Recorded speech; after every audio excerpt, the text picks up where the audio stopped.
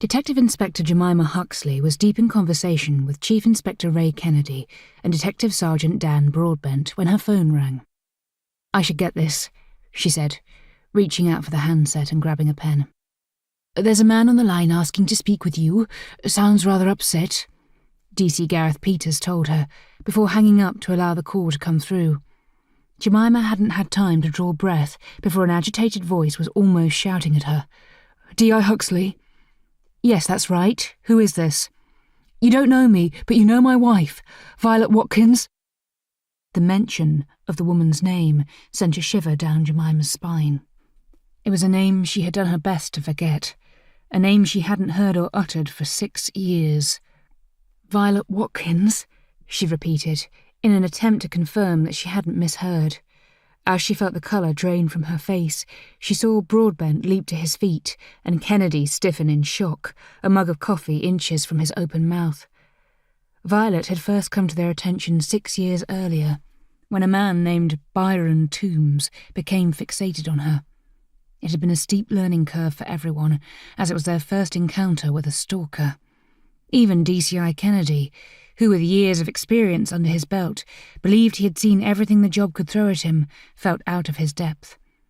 As hard as they worked to try to pin something on Toombes, they were unable to obtain sufficient evidence to make anything stick.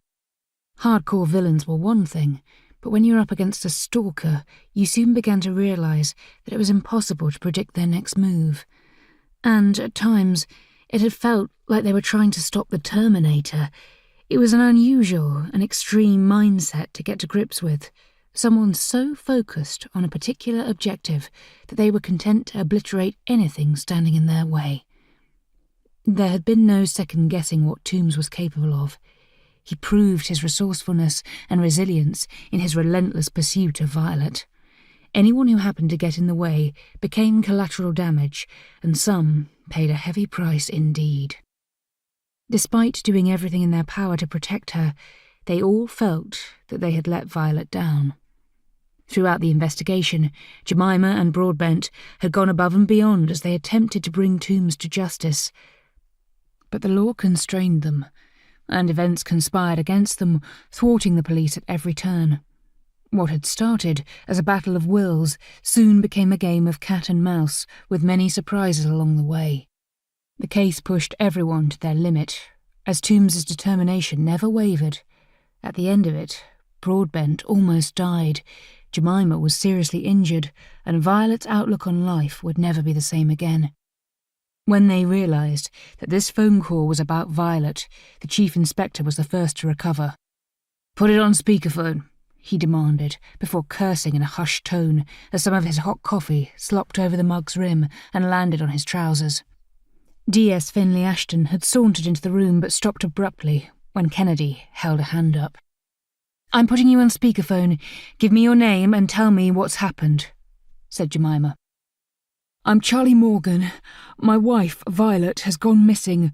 I know that you worked on the case 6 years ago." "I thought Violet had moved away from Cardiff," said Jemima. "She did, but we returned about 2 years ago. I thought she'd be safe. There'd been no sign of Toombes in all that time. We checked with South Wales Police before we moved back and were told that he was still missing, so I convinced Violet that she was at no greater risk here than anywhere else. In fact, I thought it might be safer for her in Cardiff as he was hardly likely to return. Look, this isn't helping. You need to find her." "I appreciate your concern, Mr. Morgan, but before we can do anything, I need to know exactly what has happened," said Jemima. Yes, sorry. I'm just so worried that I can't think straight at the moment." He took a deep, shuddering breath before continuing.